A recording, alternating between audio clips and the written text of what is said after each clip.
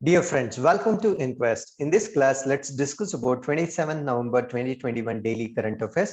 ಈ ಎಲ್ಲ ಪ್ರಚಲಿತ ಘಟನೆಗಳನ್ನ ನಾವು the Hindu, Deccan Herald, press information bureau ಮತ್ತೆ ಗವರ್ನಮೆಂಟ್ ವೆಬ್ಸೈಟ್ಸ್ ಇಂದ ಸೋರ್ಸ್ ಮಾಡಿರ್ತೇವೆ.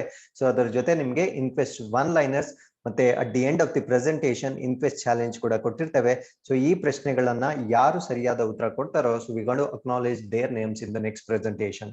So all these activities are useful for your UPSC, KPSC, Group C, PSI and all other competitive exams. With this, let's get into the index of today's discussion. Article number 1, Development of Dharma Industrial Area in Karnataka under Bengaluru Mumbai Industrial Corridor Project. So Bengaluru Mumbai Industrial Corridor Project ಅಡಿಯಲ್ಲಿ Dharwad industrial ಏರಿಯಾನ develop ಮಾಡಲಿಕ್ಕೆ ಕರ್ನಾಟಕ ರಾಜ್ಯದಲ್ಲಿ develop ಮಾಡಲಿಕ್ಕೆ ಯೋಜನೆಯನ್ನ ರೂಪಿಸಲಾಗಿದೆ.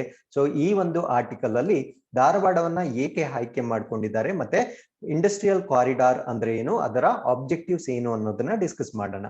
Article number 2, Swadesh.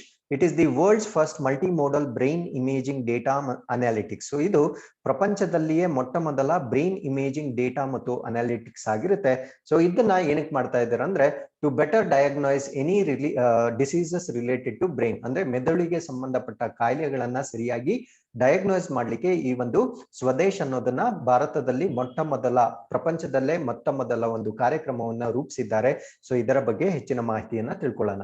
Article number 3, bring in 3 rate GST structure. So GST ಅಲ್ಲಿ ಕೆಲವೊಂದು ಬದಲಾವಣೆಗಳನ್ನ propose ಮಾಡಲಾಗ್ತಾ ಇದೆ. ಸೊ ಏನೇನ್ ಬದಲಾವಣೆಗಳಾಗುತ್ತೆ ಅನ್ನೋದನ್ನ ಕಂಪ್ಲೀಟ್ ಆಗಿ ಡಿಸ್ಕಸ್ ಮಾಡೋಣ. CBI official elected to Interpol panel. So international police panel ಏನಿರುತ್ತೆ ಅದಕ್ಕೆ ಭಾರತ ದೇಶದ ಒಬ್ರು ಅಂದ್ರೆ CBI ಅಫಿಷಿಯಲ್ ಎಲೆಕ್ಟ್ ಆಗಿರ್ತಾರೆ. ಸೊ ಅವ್ರು ಯಾರು ಮತ್ತೆ ಇಂಟರ್ಪೋಲ್ ಅಂದ್ರೆ ಏನು, ಅದರ ಆಬ್ಜೆಕ್ಟಿವ್ಸ್ ಅಂದ್ರೆ ಏನು, ಅದರ ಸ್ಟ್ರಕ್ಚರ್ ಏನು, ಇದರ ಬೇಸಿಕ್ ಇನ್ಫಾರ್ಮೇಶನ್ ಕೂಡ ಡಿಸ್ಕಸ್ ಮಾಡೋಣ. Article number 5, national family health survey says women out number men. So national family health survey number 5 ಪ್ರಕಾರ ಮಹಿಳೆಯರ ಸಂಖ್ಯೆ ಪುರುಷರ ಸಂಖ್ಯೆಗಿಂತ ಜಾಸ್ತಿ ಆಗಿರೋದು ಕಂಡು ಬಂದಿದೆ. ಸೊ ಇದರ ಬಗ್ಗೆ ಸ್ವಲ್ಪ ಹೆಚ್ಚಿನ ಮಾಹಿತಿಯನ್ನ ತಿಳ್ಕೊಳ್ಳೋಣ. Centre mulls new testing modes after anaemia surge. So ನಿನ್ನೆ ನ್ಯಾಷನಲ್ ಫ್ಯಾಮಿಲಿ ಹೆಲ್ತ್ ಸರ್ವೆ ಅಲ್ಲಿ ನಾವು ಹೆಲ್ತ್ ಸರ್ವೆ ಬಗ್ಗೆ ನಿನ್ನೆ ಕ್ಲಾಸ್ ಅಲ್ಲಿ ಡಿಸ್ಕಸ್ ಮಾಡಿದ್ವಿ. So if we compare survey number 4 and survey number 5 compare ಮಾಡಿದಾಗ ಈ ಅನಿಮಿಯಾ ಕೇಸಸ್ ಏನಾಗಿತ್ತು ಅಂದ್ರೆ ಡ್ರಾಸ್ಟಿಕ್ ಇನ್ಕ್ರೀಸ್ ಆಗಿರೋದನ್ನ ನಾವು ನೋಡಿದೀವಿ.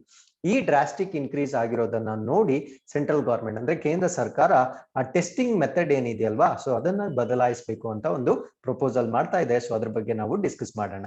So with this these are the answers for InQUEST challenge number 15. You can just go through the answers and we appreciate Paramesh, Shobhashri, Ishwarappa, Altaf, Arshita, Puneet and Shivaganga for your participation. Thank you very much. So with this, let's get into the first article. So development of Dharwad industrial area. So Dharwadada industrial area vanna under Bengaluru Mumbai industrial corridor project alli develop ಮಾಡ್ಲಿಕ್ಕೆ so programming ಮಾಡಲಾಗಿದೆ. So ಇದರ ಉದ್ದೇಶ ಏನು ಅಂತ ನೋಡೋಣ. So first thing is, in order to increase the share of manufacturing in the overall GDP of the country. ಅಂದ್ರೆ ಒಂದು ದೇಶದ GDP ಏನಿದೆ, ಗ್ರಾಸ್ ಡೊಮೆಸ್ಟಿಕ್ ಪ್ರಾಡಕ್ಟ್ ಏನಿದೆ, ಸೊ ಅದರಲ್ಲಿ ಉತ್ಪಾದನಾ ವಲಯದ ಒಂದು ಶೇರ್ ನ ಇನ್ಕ್ರೀಸ್ ಮಾಡೋದು ಇದರ ಫಸ್ಟ್ ಆಬ್ಜೆಕ್ಟಿವ್ ಆಗಿದೆ. ಸೆಕೆಂಡ್ ಆಬ್ಜೆಕ್ಟಿವ್ ಏನಂದ್ರೆ ensuring systemic and planned urbanization. So obviously ಎಲ್ಲಿ ಇಂಡಸ್ಟ್ರಿಯಲ್ ಸೆಕ್ಟರ್ ಸ್ಟಾರ್ಟ್ ಆಗುತ್ತೋ ಅಲ್ಲಿ ನಗರೀಕರಣ ಉಂಟಾಗುತ್ತೆ. ಸೊ ಅವಾಗ ಅದೊಂದು ಸಿಸ್ಟಮ್ಯಾಟಿಕ್ ಅಥವಾ ಪ್ಲಾನ್ಡ್ ಸಿಟಿ ಆಗಬೇಕು. ಸೊ ಇವೆರಡನ್ನ ಉದ್ದೇಶದಲ್ಲಿ ಇಟ್ಕೊಂಡು ಈ ಇಂಡಸ್ಟ್ರಿಯಲ್ ಕಾರಿಡಾರ್ಸ್ ನ ಸ್ಥಾಪನೆ ಮಾಡಲಾಗ್ತಾ ಇದೆ. So government of India has adopted the strategy of developing integrated industrial corridor. So ಈ ಒಂದು ಉದ್ದೇಶದಿಂದ ಭಾರತ ಸರ್ಕಾರ ಒಂದು ಸ್ಟ್ರಾಟಜಿನ ಇಟ್ಕೊಂಡಿದೆ, that is for the development of integrated industrial corridors on the backbone of transport connectivity infrastructure. ಅಂದ್ರೆ ಪ್ರಮುಖವಾಗಿ ನಮ್ಗೆಲ್ಲ ತಿಳಿದಿರೋ ಹಾಗೆ ಒಂದು ಉತ್ಪಾದನಾ ವಲಯ ಪ್ರಾಸ್ಪರ್ ಆಗ್ಬೇಕಂದ್ರೆ ಅಥವಾ ಅದು ಅಭಿವೃದ್ಧಿ ಆಗ್ಬೇಕಂದ್ರೆ ಸೊ ಅಲ್ಲಿ ಟ್ರಾನ್ಸ್ಪೋರ್ಟೇಷನ್ ಅಥವಾ ಸಾರಿಗೆ ವ್ಯವಸ್ಥೆ ಚೆನ್ನಾಗಿರ್ಬೇಕು.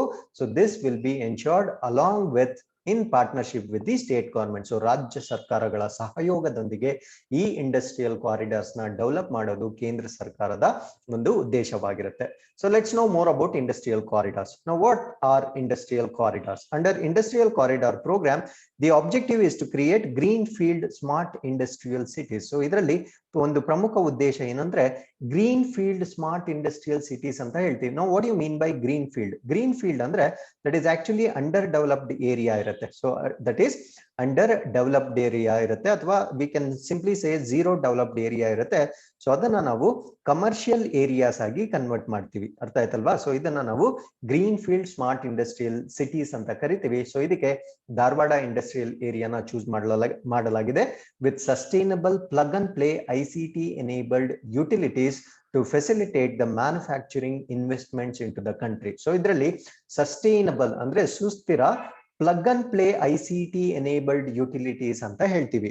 ICT ಅಂದ್ರೆ information technology enabled. Plug and play ಅಂದ್ರೆ ನಾನು ಇವಾಗ ಎಲ್ಲೋ ಒಂದು ಇಂಡಸ್ಟ್ರಿನ ಸ್ಥಾಪನೆ ಮಾಡ್ಬೇಕಾದ್ರೆ ನಾನು ಸ್ಕ್ರಾಚ್ ಇಂದ ವರ್ಕ್ ಮಾಡೋ ಅವಶ್ಯಕತೆ ಇಲ್ಲ. I can simply go to that industrial sector and I can put money and start my processing. So ಅದನ್ನ ನಾವು ಪ್ಲಗ್ ಅಂಡ್ ಪ್ಲೇ ಅಂತ ಕರಿತೀವಿ. So there is no development is required. We can simply start with respect to information communication technology, telecommunication ಇರ್ಬೋದು ಅಥವಾ transportation ಇರ್ಬೋದು, ಈ ಎಲ್ಲ utilities ನ ಕ್ರಿಯೇಟ್ ಮಾಡಲಾಗುತ್ತೆ. So that will help manufacturing investments into the country. So ಅವಾಗ ಏನಾಗುತ್ತೆ ಅಂದ್ರೆ ಈ ಮ್ಯಾನುಫ್ಯಾಕ್ಚರಿಂಗ್ ಸೆಕ್ಟರ್ ಅಲ್ಲಿ ಇನ್ವೆಸ್ಟ್ಮೆಂಟ್ ಜಾಸ್ತಿ ಆಗುತ್ತೆ by providing quality, reliable, sustainable and resilient infrastructure for the industry. So ಈ ಒಂದು ಉತ್ಪಾದನೆ ವಲಯಕ್ಕೆ ಬೇಕಾಗಿರ್ತಕ್ಕಂಥ ಎಲ್ಲ ಸುಸ್ಥಿರ ಮತ್ತು ರೆಸಿಲಿಯಂಟ್ ಅಂದ್ರೆ ಅಡ್ವಾನ್ಸ್ಡ್ ಮುಂದುವರೆದ ಒಂದು ಮೂಲ ಸೌಕರ್ಯಗಳನ್ನು ಒದಗಿಸುವುದರ ಮುಖಾಂತರ ಈ ಮ್ಯಾನುಫ್ಯಾಕ್ಚರಿಂಗ್ ಇನ್ವೆಸ್ಟ್ಮೆಂಟ್ಸ್ ನ ಇನ್ಕ್ರೀಸ್ ಮಾಡೋದು ಈ ಇಂಡಸ್ಟ್ರಿಯಲ್ ಕಾರಿಡಾರ್ಸ್ ಡೆವಲಪ್ಮೆಂಟ್ ನ ಒಂದು ಪ್ರಮುಖ ಉದ್ದೇಶವಾಗಿರುತ್ತೆ. So government of India has approved 11 industrial corridors consisting of 32 project. So ಭಾರತ ಸರ್ಕಾರ 11 ಇಂಡಸ್ಟ್ರಿಯಲ್ ಕಾರಿಡಾರ್ಸ್ ನ ಅಪ್ರೂವ್ ಮಾಡಿರುತ್ತೆ. ಸೊ ಇದರಲ್ಲಿ 32 ಪ್ರಾಜೆಕ್ಟ್ಸ್ ಬರುತ್ತೆ to be developed in 4 phases. So ಇದನ್ನ 4 ಹಂತಗಳಲ್ಲಿ ಅಭಿವೃದ್ಧಿ ಪಡಿಸುತ್ತಾರೆ. So as a part of Delhi Mumbai industrial corridor 4 greenfield industry smart cities /nodes are being developed. So ನಾನ್ ಮಾತಾಡ್ತಾ ಇರೋದು ಇವಾಗ Delhi Mumbai industrial corridor, not Bengaluru Mumbai. So Delhi Mumbai industrial corridor ನ ಒಂದು ಎಕ್ಸಾಂಪಲ್ ತಗೊಂಡ್ರೆ, ಸೊ ಅದರಲ್ಲಿ 4 green field industrial smart cities ನ ಇದರಲ್ಲಿ ಡೆವಲಪ್ ಮಾಡ್ತಾ ಇದ್ದಾರೆ. ಯಾವ್ದ್ಯಾವ್ದು ಅಂದ್ರೆ ಗುಜರಾತ್ ಅಲ್ಲಿ, ಮಹಾರಾಷ್ಟ್ರ ಅಲ್ಲಿ, ಉತ್ತರ ಪ್ರದೇಶದಲ್ಲಿ ಮತ್ತೆ ಮಧ್ಯಪ್ರದೇಶದಲ್ಲಿ. ಆಮೇಲೆ anchors investors in these cities or nodes include companies like, so ಯಾವ್ಯಾವ ಕಂಪನೀಸ್ ಇಲ್ಲಿ ಆಲ್ರೆಡಿ ತಮ್ಮ ಇಂಟ್ರೆಸ್ಟ್ ತೋರಿಸಿದ್ದಾರೆ ಅಥವಾ ಇಂಡಸ್ಟ್ರಿ ಸ್ಟಾರ್ಟ್ ಮಾಡಿದ್ದಾರೆ ಅಂದ್ರೆ Hyosung from South Korea, NLMK from Russia. So this is one of the biggest steel companies of Russia. Then Hair of China, Tata Chemicals and Amul. So ಈ ಎಲ್ಲಾ sectors ಈ ಒಂದು industrial corridor ಅಲ್ಲಿ participate ಮಾಡಿದೆ. ಹಾಗಿದ್ರೆ let's know more about our industrial corridor, that is Bengaluru Mumbai industrial corridor is envisioned to facilitate development of well planned and resource efficient industrial base. So well planned, ಅದು ಸಂಪೂರ್ಣವಾಗಿ ಅದರ ಒಂದು planning ಏನಿದೆ, ಅದರ ಆಯೋಜನೆ ಅಥವಾ ನಿಯೋಜನೆ ಏನಿದೆ ಸಂಪೂರ್ಣವಾಗಿರ್ಬೇಕು. ಮತ್ತೆ ರಿಸೋರ್ಸ್ ಎಫಿಷಿಯಂಟ್ ಇಂಡಸ್ಟ್ರಿಯಲ್ ಬೇಸ್ ಆಗಿರ್ಬೇಕು. ಅಂದ್ರೆ ಸಂಪನ್ಮೂಲಗಳು ಸಂಪದ್ಭರಿತವಾಗಿರ್ತಕ್ಕಂಥ ಒಂದು ಇಂಡಸ್ಟ್ರಿಯಲ್ ಬೇಸ್ ನ ಕ್ರಿಯೇಟ್ ಮಾಡಬೇಕು. ಸೊ ಇದರಲ್ಲಿ ಬರ್ತಕ್ಕಂಥ 2 states, I mean to say Bengaluru Mumbai industrial corridor ಅಲ್ಲಿ ಇರ್ತಕ್ಕಂಥ 2 ಸ್ಟೇಟ್ಸ್ ಯಾವ್ದ್ಯಾವ್ದು ಅಂದ್ರೆ ಒಂದು ಕರ್ನಾಟಕ, ಇನ್ನೊಂದು Maharashtra.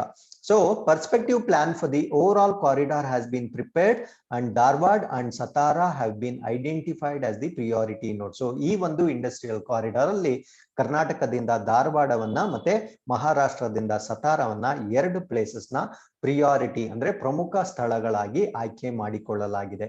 So under Bengaluru Mumbai industrial corridor Dharwad node has been envisaged to be developed for achieving an accelerated development and regional industry agglomeration in the state of Karnataka. So ಈ ಒಂದು Bengaluru Mumbai industrial corridor Dharwad ನೋಡಲ್ಲಿ ಒಂದು ಆಕ್ಸಿಲರೇಟೆಡ್ ಡೆವಲಪ್ಮೆಂಟ್ ಅಂದ್ರೆ ತುಂಬಾ ತ್ವರಿತವಾಗಿ ಅಲ್ಲಿ ಅಭಿವೃದ್ಧಿ ಆಗ್ಬೇಕು. ಮತ್ತೆ ಆಗ್ಲೋಮರೇಷನ್ ಅಂದ್ರೆ ಒಂದು ಇಂಡಸ್ಟ್ರೀಸ್ ಎಲ್ಲ ಒಟ್ಟಿಗೆ ಒಂದು ಸ್ಥಳದಲ್ಲಿ ಒಂದು ಸೇರಿಸಬೇಕು ಅನ್ನೋ ಉದ್ದೇಶ ಕರ್ನಾಟಕ ಸ್ಟೇಟ್ ಅಲ್ಲಿ.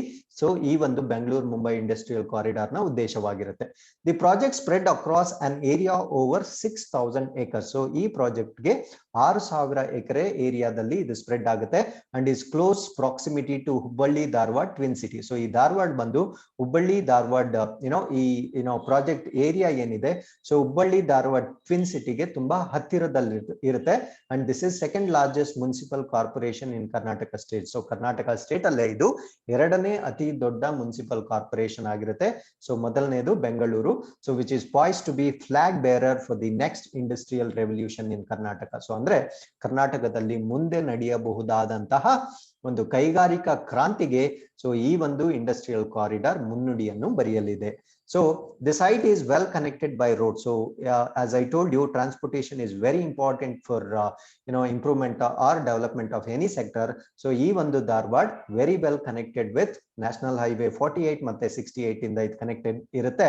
So which connects to metro cities. So ಇದು Mumbai, Bangalore, Goa along with other major urban city centers ಗೆ ಇದು ಪ್ರಮುಖವಾದ ಕನೆಕ್ಟಿವಿಟಿಯನ್ನ ಹೊಂದಿರುತ್ತೆ. The proposed industrial development at Dharwad will augment the existing industrial development. ಅಂದ್ರೆ ಇಲ್ಲಿ ಹೊಸ ಇಂಡಸ್ಟ್ರೀಸ್ ನ ಸ್ಥಾಪನೆ ಮಾಡೋದು ಒಂದೇ ಅಲ್ಲ, ಅಲ್ಲಿ ಆಲ್ರೆಡಿ ಇರತಕ್ಕಂತ ಇಂಡಸ್ಟ್ರೀಸ್ ನ ಇನ್ನೂ ಅಭಿವೃದ್ಧಿ ಪಡಿಸಲಾಗುತ್ತೆ and create an investment destination for various categories of industries through provision of large scale regional trunk infrastructure at Dharwad. So ಇಲ್ಲಿ ಒಂದು ಪ್ರಮುಖವಾಗಿ ಬೃಹತ್ ಮಟ್ಟದಲ್ಲಿ ಮೂಲ ಸೌಕರ್ಯಗಳನ್ನು ಅಭಿವೃದ್ಧಿ ಪಡಿಸುವುದರ ಮುಖಾಂತರ ಸೊ ಈ ಒಂದು ಪ್ರದೇಶವನ್ನ ಇನ್ವೆಸ್ಟ್ಮೆಂಟ್ ಡೆಸ್ಟಿನೇಷನ್ ಅಂದ್ರೆ ಬಂಡವಾಳ ಹೂಡಿಕೆಗೆ ಒಂದು ಯೋಗ್ಯವಾದ ಸ್ಥಳವಾಗಿ ಮಾರ್ಪಾಡು ಮಾಡತಕ್ಕಂತ ಒಂದು ಉದ್ದೇಶವಾಗಿರುತ್ತೆ. And tap the potential of existing road and railway freight movement along BMIC ಅಂದ್ರೆ ಇಲ್ಲಿರ್ತಕ್ಕಂಥ ರೈಲ್ವೆ ಅಥವಾ ರೋಡ್ ಕನೆಕ್ಟಿವಿಟಿ ಏನಿದೆ ಅಂದ್ರೆ ಪೊಟೆನ್ಶಿಯಲ್ ಅಂತ ಹೇಳ್ತೀವಿ, ಅಂದ್ರೆ ವೆರಿ ವೆಲ್ ಕನೆಕ್ಟೆಡ್ ಅಂತ ಹೇಳ್ಬೋದು. ಸೊ ಇದರ ಒಂದು ಪ್ರಯೋಜನ ಕೂಡ ಪಡ್ಕೊಳ್ಳಿಕ್ಕೆ ಸೊ ಈ ಒಂದು ಪ್ರಾಜೆಕ್ಟ್ ಇಂದ ಸಹಕಾರಿಯಾಗುತ್ತೆ. The project is being develop jointly. So ಇದನ್ನ ಸಹಯೋಗದೊಂದಿಗೆ ಯಾರ್ಯಾರು ಜಾಯಿಂಟ್ಲಿ ಡೆವಲಪ್ ಮಾಡ್ತಾ ಇದ್ದಾರೆ ಅಂದ್ರೆ national industrial corridor development and implementation trust and Karnataka Industrial Area Development Board. So ಇವೆರಡು jointly ಈ ಒಂದು ಪ್ರಾಜೆಕ್ಟ್ ನ ಡೆವಲಪ್ ಮಾಡ್ತಾ ಇದೆ. So this is all, these are the details about the industrial corridor. So with this, let's go to the next article. So Swadesh. So Swadesh ಯಾವ ministry ಕೆಳಗಡೆ ಬರುತ್ತೆ ಅಂದ್ರೆ ಜ್ಞಾಪಕ ministry of science and technology. So ವಿಜ್ಞಾನ ಮತ್ತು ತಂತ್ರಜ್ಞಾನ ಸಚಿವಾಲಯದ ಕೆಳಗಡೆ ಬರುತ್ತೆ. ಸೊ ಈ ಒಂದು ಸ್ವದೇಶ್ ಅನ್ನೋದು ಪ್ರಪಂಚದ ಮೊಟ್ಟ ಮೊದಲ multi model brain imaging data ಮತ್ತೆ ಅನಾಲಿಟಿಕ್ಸ್ ಆಗಿರುತ್ತೆ. So it is developed at DBT, department of biotechnology, national brain research centre, Haryana. So ಹರಿಯಾಣದ ನ್ಯಾಷನಲ್ ಬ್ರೈನ್ ರಿಸರ್ಚ್ ಸೆಂಟರ್ ಅಲ್ಲಿ ಇದರ ಅಭಿವೃದ್ಧಿಯನ್ನ ಪಡಿಸ್ತಾ ಇದ್ದಾರೆ. The Department of Biotechnology, National Brain Research Center have recently developed project Swadesh. Swadesh ಅನ್ನೋ project ನ recent ಆಗಿ ಅಭಿವೃದ್ಧಿ ಪಡಿಸಿರ್ತಾರೆ.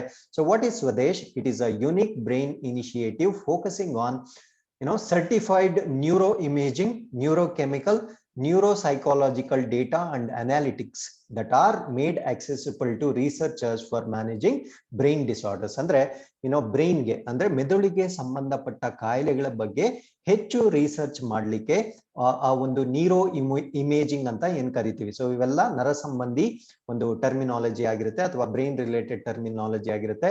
ಆ ನ್ಯೂರೋ ಕೆಮಿಕಲ್ಸ್ ಏನಿರುತ್ತೆ ಅಲ್ಲಿ ಉತ್ಪಾದನೆ ಆಗ್ತಕ್ಕಂಥ ನ್ಯೂರೋ ಟ್ರಾನ್ಸ್ಮಿಟರ್ಸ್ ಅಂತ ನಾವ್ ಏನೇನಂತ ಕರಿತೀವಿ, ರಾಸಾಯನಿಕ ವಸ್ತುಗಳು, ಮತ್ತೆ ನ್ಯೂರೋ ಸೈಕಾಲಜಿಕಲ್ ಡೇಟಾ ಮತ್ತೆ ಅನಾಲಿಟಿಕ್ಸ್ ನ ಪಡಿಲಿಕ್ಕೆ ಒಂದು ಪ್ರಾಜೆಕ್ಟ್ ನ ಅಭಿವೃದ್ಧಿ ಪಡಿಸಿದ್ದಾರೆ. ಅದನ್ನ ನಾವು ಸ್ವದೇಶ್ ಅಂತ ಕರಿತೀವಿ.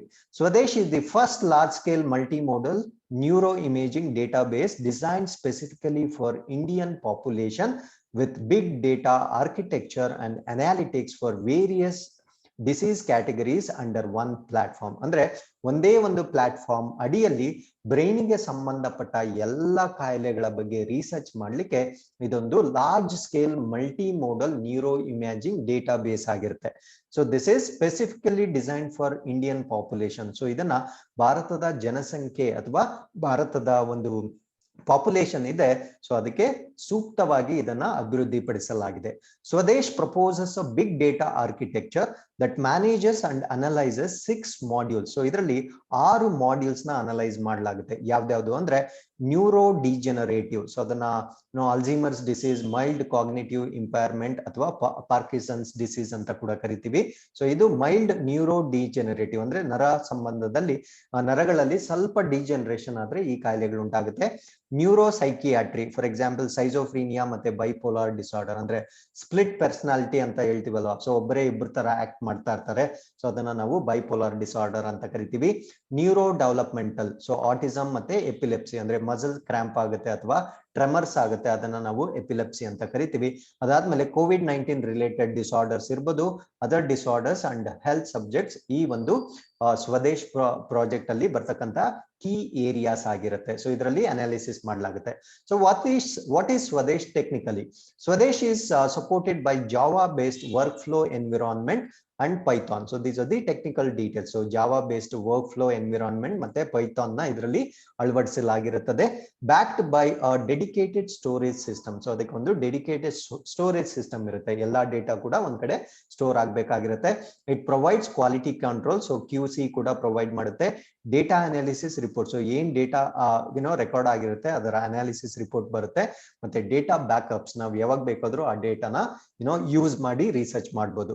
It's development will facilitate the integration of multi site data and collaborative research world wide. So ಇದು ಇಂಡಿಯನ್ ಪಾಪ್ಯುಲೇಷನ್ ಗೆ ಡಿಸೈನ್ ಮಾಡಿದ್ರು ಕೂಡ ಸೊ ವರ್ಲ್ಡ್ ವೈಡ್ ಒಂದು ಕೊಲಾಬರೇಟಿವ್ ರಿಸರ್ಚ್ ಮಾಡಲಿಕ್ಕೆ ಇದು ಸಹಾಯ ಮಾಡುತ್ತೆ. Data base like Swadesh should be useful in conducting multimodal brain studies to understand Alzheimer's disease and several neurological disorders. So ನಾನು ಮುಂಚೆನೇ ಹೇಳಿದಾಗೆ ನರ ಸಂಬಂಧಿ ಕಾಯಿಲೆಗಳು ಅಥವಾ ಮೆದುಳಿಗೆ ಸಂಬಂಧಪಟ್ಟಂತ ಎಲ್ಲಾ ಕಾಯಿಲೆಗಳ ಬಗ್ಗೆ ರಿಸರ್ಚ್ ಮಾಡಲಿಕ್ಕೆ ಇದು ಸಹಾಯ ಆಗುತ್ತೆ. So let's understand more about DBT, that is Department of Biotechnology. So this comes under Ministry of Science and Technology. So ಇದು ವಿಜ್ಞಾನ ಮತ್ತು ತಂತ್ರಜ್ಞಾನ ಸಚಿವಾಲಯದ ಕೆಳಗಡೆ ಬರುತ್ತೆ. Promotes and improves biotechnology development in India through its development and implementation in agriculture, healthcare, animal science, environment and industry. ಅಂದ್ರೆ ಈ ಬಯೋಟೆಕ್ನಾಲಜಿಕಲ್ sector ಅಲ್ಲಿ ಅಭಿವೃದ್ಧಿಗಳನ್ನ ಅಥವಾ ಎಕ್ಸ್ಪೆರಿಮೆಂಟೇಷನ್ಸ್ ನ ಮಾಡೋದ್ರ ಮುಖಾಂತರ they are contributing to agriculture. ಅಂದ್ರೆ ಕೃಷಿ ಕ್ಷೇತ್ರದಲ್ಲಿ ಆರೋಗ್ಯ ಮತ್ತೆ ಪ್ರಾಣಿ ವಿಜ್ಞಾನ ಮತ್ತೆ ಪರಿಸರ ಮತ್ತೆ ಕೈಗಾರಿಕೆ ಈ ಎಲ್ಲ ಕ್ಷೇತ್ರಗಳಲ್ಲೂ ಈ department of biotechnology is giving its contribution.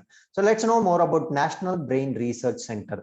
It is the only institute India dedicated to neuroscience research and education. So ನರ ಸಂಬಂಧಿ ಒಂದು ಸಂಶೋಧನೆ ಮತ್ತೆ ಅದರ ಎಜುಕೇಶನ್ ಏನಿದೆ ಸೊ ಇದಕ್ಕೆ ಸಂಬಂಧಪಟ್ಟಂತೆ ಭಾರತದಲ್ಲಿರ್ತಕ್ಕಂಥ ಏಕೈಕ ಸಂಸ್ಥೆ ಆಗಿರುತ್ತೆ. So scientist and students at NBRC come from diverse academic backgrounds including biological, computational, mathematical, physical, engineering and medical sciences and use multidisciplinary approaches to unravel secrets of the brain. So ಇದರಲ್ಲಿ multipurpose ಅಥವಾ multiple group of people ಇದರಲ್ಲಿ research ಅಲ್ಲಿ ಪಾಲ್ಗೊಳ್ಬಹುದು. ಅವರು biological department ಇರ್ಬೋದು, computational ಇರ್ಬೋದು, mathematical ಇರ್ಬೋದು, physical ಇರ್ಬೋದು, ಮೆಡಿಕಲ್ ಸೈನ್ಸಸ್ ಇರ್ಬೋದು. ಸೊ ಇವರೆಲ್ಲ ಕೂಡ ಈ ಒಂದು ನ್ಯಾಷನಲ್ ಬ್ರೈನ್ ರಿಸರ್ಚ್ ಸೆಂಟರ್ ಅಲ್ಲಿ they can involve in the research work and everything is to study more about brain. So ಬ್ರೈನ್ಗೆ ಸಂಬಂಧಪಟ್ಟಂತೆ ಎಲ್ಲ ಒಂದು ಸೀಕ್ರೆಟ್ಸ್ ಏನಿರುತ್ತೆ ಅಥವಾ ಅನ್ನೋನ್ ಫ್ಯಾಕ್ಟ್ಸ್ ಏನಿರುತ್ತೆ ಅದನ್ನ ರಿವೀಲ್ ಮಾಡ್ಲಿಕ್ಕೆ ಅಥವಾ ಐಡೆಂಟಿಫೈ ಮಾಡ್ಲಿಕ್ಕೆ ಸೊ ಇಲ್ಲಿ ರಿಸರ್ಚ್ ಆಕ್ಟಿವಿಟೀಸ್ ನಡೀತಾ ಇರುತ್ತೆ. So with this let's get into the next article. Bring in 3-rate GST structure. So ಇಲ್ಲಿ ಬದಲಾವಣೆ ಆಗ್ತಕ್ಕಂಥ GST ಸ್ಟ್ರಕ್ಚರ್ಸ್, ಆಗಬಹುದಾದಂತ GST ಸ್ಟ್ರಕ್ಚರ್ಸ್ ನ ನೋಡೋದಾದ್ರೆ the government can rationalise GST rate structure without losing revenue. ಅಂದ್ರೆ GSTನೂ ಕಡಿಮೆ ಆಗ್ಬೇಕು ಅಂಡ್ ರೆವಿನ್ಯೂ ಅಲ್ಲೂ ಯಾವುದೇ ಲಾಸ್ ಆಗಬಾರ್ದು. ಸೊ ಆತರ ಒಂದು ರೇಟ್ಸ್ ನ ಚೇಂಜ್ ಮಾಡ್ಲಿಕ್ಕೆ ಒಂದು ಪ್ರಪೋಸಲ್ ರೆಡಿ ಆಗಿದೆ.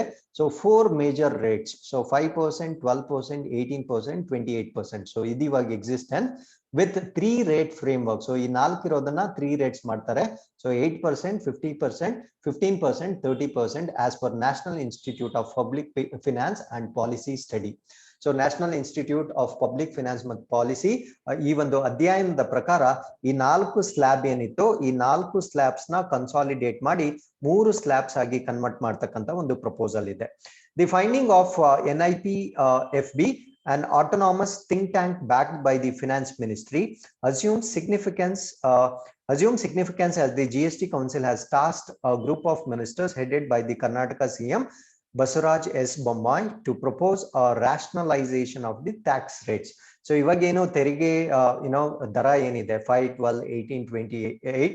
ಸೊ ಇದ್ರ ಬಗ್ಗೆ ಸ್ವಲ್ಪ ಅದ್ರ ಬಗ್ಗೆ ಸ್ಟಡಿ ಮಾಡಿ ಒಂದು ನ್ಯೂ ಪ್ರಪೋಸಲ್ ನ ಕೊಡ್ಲಿಕ್ಕೆ ಒಂದು ಕಮಿಟಿನ ಮಾಡಿದ್ದಾರೆ. ಅದಕ್ಕೆ ಕರ್ನಾಟಕ ರಾಜ್ಯದ ಮುಖ್ಯಮಂತ್ರಿ CM ಬಸವರಾಜ್ S. ಬೊಮ್ಮಾಯಿ ಅವರು ಇದರ ಒಂದು ಮುಖ್ಯಸ್ಥರಾಗಿರ್ತಾರೆ. And possible merger of different tax slabs by December to shore up revenue. So ಇದನ್ನ ಬೈ ಡಿಸೆಂಬರ್ ಸೊ ಈ ಡಿಫರೆಂಟ್ ಸ್ಲ್ಯಾಬ್ಸ್ ಏನಿರುತ್ತೆ ಅದನ್ನ ಕನ್ಸಾಲಿಡೇಟ್ ಮಾಡಿ ಒಂದು ಹೊಸ ಒಂದು ಫಾರ್ಮೆಟ್ ಕೊಡೋ ಸಾಧ್ಯತೆ ಇದೆ.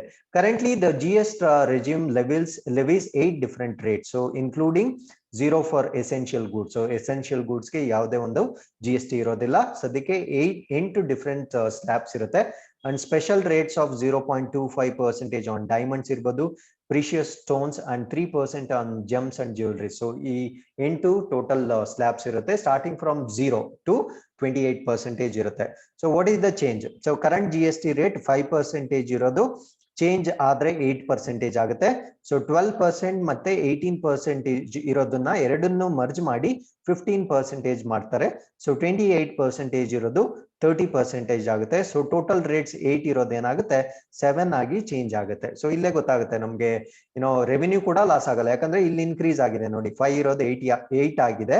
ಸೊ 12 ಮತ್ತೆ 18 ಎರಡನ್ನು ಮರ್ಜ್ ಮಾಡಿ ಕಾಮನ್ ಆಗಿ 15 ಮಾಡ್ತಾರೆ. ಸೊ 28 ಇರೋದು 30% ಆಗುತ್ತೆ. ಅಂದ್ರೆ ಅವ್ರ ಸ್ಲ್ಯಾಬ್ಸ್ ಕೂಡ ಕಡಿಮೆ ಆಗುತ್ತೆ. ಅಟ್ ದ ಸೇಮ್ ಟೈಮ್ ಅವರ ರೆವೆನ್ಯೂ ಕಲೆಕ್ಷನ್ ಏನಿದೆ in the form of tax, so ಅದು ಕೂಡ ಕಡಿಮೆ ಆಗಲ್ಲ. So that is what is the new plan of this particular proposal. So with this let's go to the next article. So CBI official elected to Interpol panel. So international police ಏನಿರುತ್ತೆ ಆ ಪ್ಯಾನಲ್ಗೆ ಭಾರತ ರಾಷ್ಟ್ರದ ಒಬ್ಬರು CBI ಇಂದ ಆಯ್ಕೆ ಆಗಿರ್ತಾರೆ. So ಅವ್ರ ಬಗ್ಗೆ ತಿಳ್ಕೊಳ್ಳೋಣ. The Interpol elected central bureau of investigation special director Praveen Sinha ಅವರನ್ನ as a delegate for Asia in its executive committee. So ಆ ಕಾರ್ಯಕಾರಣೆ ಸಮಿತಿ ಏನಿರುತ್ತೆ, ಎಕ್ಸಿಕ್ಯೂಟಿವ್ ಕಮಿಟಿ ಏನಿರುತ್ತೆ, ಸೊ ಆ ಎಕ್ಸಿಕ್ಯೂಟಿವ್ ಕಮಿಟಿಗೆ ಏಷ್ಯಾದ ಡೆಲಿಗೇಟ್ ಆಗಿ ಭಾರತ ರಾಷ್ಟ್ರದ Praveen Singh, so is actually special director of CBI ಆಯ್ಕೆ ಆಗಿರ್ತಾರೆ. So Mr. Sinha was among the 5 contestants from 5 countries for the 2 posts of the delegates for Asia. ಅಂದ್ರೆ ಏಷ್ಯಾಗೆ 2 ಪೋಸ್ಟ್ ಇರುತ್ತೆ, 2 ಡೆಲಿಗೇಟ್ ಪೋಸ್ಟ್ ಇರುತ್ತೆ. ಅದರಲ್ಲಿ 5 ಕಂಟ್ರೀಸ್ ಇಂದ ಕಂಟೆಸ್ಟ್ ಮಾಡಿದ್ರು. The elections var held at the ongoing 89th Interpol general assembly in Istanbul. So Istanbul ಅಲ್ಲಿ ನಡೀತಾ ಇರ್ತಕ್ಕಂಥ 89ನೇ Interpol general ಅಸೆಂಬ್ಲಿಯಲ್ಲಿ ಈ ಒಂದು ಚುನಾವಣೆ ನಡೆದಿತ್ತು. ಸೊ ಇದರಲ್ಲಿ ಮಿಸ್ಟರ್ ಸಿನ್ಹಾ ಅವರು ಭಾರತ ರಾಷ್ಟ್ರದಿಂದ ಆಯ್ಕೆ ಆಗಿರ್ತಾರೆ.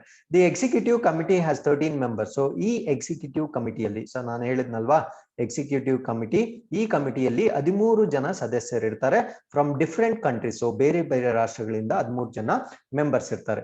The president of the Interpol, so ಒಬ್ಬರು ಪ್ರೆಸಿಡೆಂಟ್ ಇರ್ತಾರೆ, 2 ವೈಸ್ ಪ್ರೆಸಿಡೆಂಟ್ ಇರ್ತಾರೆ. ಸೊ ಇಬ್ರು ವೈಸ್ ಪ್ರೆಸಿಡೆಂಟ್ಸ್ ಇರ್ತಾರೆ ಮತ್ತು 9 ಜನ ಡೆಲಿಗೇಟ್ಸ್ ಇರ್ತಾರೆ. ಸೊ ಆ ಡೆಲಿಗೇಟ್ಸ್ ಅಲ್ಲಿ ಮಿಸ್ಟರ್ ಸಿನ್ಹಾ ಕೂಡ ಇನ್ಮೇಲೆ ಒಬ್ಬರಾಗಿರ್ತಾರೆ. It supervisors. ಸೊ ಎಕ್ಸಿಕ್ಯೂಟಿವ್ ಕಮಿಟಿದು ಕಾರ್ಯ ಏನು ಅಂದ್ರೆ, it supervises the execution of Interpol general assemblies decisions and administration and work of it general secretariat. So ಅದರ ಜನರಲ್ ಸೆಕ್ರೆಟರಿಯೇಟ್ದು ಏನ್ ಕೆಲಸಗಳಿರುತ್ತೆ, ಅದರ ಆಡಳಿತ ಅಡ್ಮಿನಿಸ್ಟ್ರೇಷನ್ ಏನಿರುತ್ತೆ ಮತ್ತು ಅದರ ನಿರ್ಧಾರಗಳೇನಿರುತ್ತೆ, ಜನರಲ್ ಅಸೆಂಬ್ಲಿಯ ನಿರ್ಧಾರಗಳೇನಿರುತ್ತೆ ಅದನ್ನ ಸೂಪರ್ವೈಸ್ ಮಾಡೋದು, ಮೇಲ್ವಿಚಾರಣೆ ಮಾಡೋದು ಇದರ ಪ್ರಮುಖ ಕೆಲಸವಾಗಿರುತ್ತೆ. It meets 3 times a year. So ಒಂದು ವರ್ಷದಲ್ಲಿ ಅವರು 3 ಬಾರಿ ಮೀಟಿಂಗ್ ಸೇರ್ತಾರೆ. And set organisational policy and direction. So meeting ಸೇರಿದಾಗ ಅವರು ಪಾಲಿಸೀಸ್ ಮತ್ತೆ ಡೈರೆಕ್ಷನ್ಸ್ ನ ಫ್ರೇಮ್ ವರ್ಕ್ ಮಾಡ್ಕೊಳ್ತಾರೆ. The Interpol general assembly has also elected Ahmed Naser Al Raisi of the UAE, United Arab Emirates, as the organization's president for a 4-year term. So 4 ವರ್ಷದ ಟರ್ಮ್ಗೆ UAE ನ Ahmed Naser Al ರೈಸಿ ಅವ್ರನ್ನ president ಆಗಿ ಕೂಡ ಈ ಒಂದು general ಅಸೆಂಬ್ಲಿಯಲ್ಲಿ ನೇಮಕ ಮಾಡಿರ್ತಾರೆ. So let's understand now about the Interpol. So Interpol ಅಂದ್ರೆ ಏನು? The international criminal police organisation ಅಂತ ಹೇಳ್ತೀವಿ. So it is ICPO. So international criminal police organisation. For example, ಇವಾಗ ಡೊಮೆಸ್ಟಿಕಲಿ ಏನಾದ್ರೂ ಕಳ್ತನ ನಡೆದ್ರೆ ಲೋಕಲ್ ಪೊಲೀಸ್ ಬರ್ತಾರೆ. So if any crime which is of the international level, so ಅದನ್ನ ರಿಸರ್ಚ್ ಮಾಡ್ಲಿಕ್ಕಾಗ್ಲಿ ಅಥವಾ ಎನ್ಕ್ವೈರ್ ಮಾಡ್ಲಿಕ್ಕಾಗ್ಲಿ, so there should be communication between the countries. So ರಾಷ್ಟ್ರಗಳ ಮಧ್ಯ ಒಂದು ಕಮ್ಯುನಿಕೇಶನ್ ಇರಬೇಕು. ಸೊ ಆ ಕಮ್ಯುನಿಕೇಶನ್ ಬಾಡಿ ಆಗಿ ಅಥವಾ ಒಂದು ಇನ್ವೆಸ್ಟಿಗೇಷನ್ ಬಾಡಿ ಆಗಿ ನಾವು ಇಂಟರ್ಪೋಲ್ ನ ನೋಡ್ಬೋದು. So it is commonly known as Interpol. So this is an international organization. So ಇದೊಂದು ಅಂತಾರಾಷ್ಟ್ರೀಯ ಆರ್ಗನೈಸೇಷನ್ ಆಗಿರುತ್ತೆ that facilitates worldwide police cooperation and crime control. So ವಿಶ್ವದಾದ್ಯಂತ ಈ ಒಂದು ಕ್ರೈಮ್ ಏನ್ ನಡೆಯುತ್ತೆ, ಅಪರಾಧ ಏನ್ ನಡೆಯುತ್ತೆ, ಸೊ ಈ ಒಂದು ಅಪರಾಧಗಳ ಕಾರ್ಯಾಚರಣೆಯಲ್ಲಿ ಒಂದು ಪೊಲೀಸ್ ಕೋಆಪರೇಷನ್, ಸೊ ಪೊಲೀಸ್ಗಳ ಮಧ್ಯೆ ಒಂದು ಸಹಯೋಗ ಮತ್ತೆ ಕ್ರೈಮ್ ಕಂಟ್ರೋಲ್, ಈ ಅಪರಾಧವನ್ನ ಕಂಟ್ರೋಲ್ ಮಾಡಲಿಕ್ಕೆ ಈ ಇಂಟರ್ಪೋಲ್ ಕಾರ್ಯನಿರ್ವಹಿಸುತ್ತೆ. So it is headquartered in Lyon, France ಅಲ್ಲಿ ಇದರ ಕೇಂದ್ರ ಕಚೇರಿ ಇರುತ್ತೆ. It is world's largest international police organisation. So ಇದು ಪ್ರಪಂಚದಲ್ಲಿಯೇ ಅತಿ ದೊಡ್ಡ ಅಂತಾರಾಷ್ಟ್ರೀಯ ಪೊಲೀಸ್ ಆರ್ಗನೈಸೇಷನ್ ಆಗಿರುತ್ತೆ, with 7 regional bureaus worldwide. So worldwide ಇದ್ರು 7 ರೀಜನಲ್ ಪ್ಲೇಸಸ್ ಇರುತ್ತೆ, and national central bureau in all 195 member state. So ಇದರ ಸದಸ್ಯ ರಾಷ್ಟ್ರಗಳು 195 ಸದಸ್ಯ ರಾಷ್ಟ್ರಗಳಲ್ಲಿ ನ್ಯಾಷನಲ್ ಸೆಂಟರ್ ಬ್ಯೂರೋ ಕೂಡ ಇದು ಸ್ಥಾಪನೆ ಮಾಡಿರುತ್ತೆ.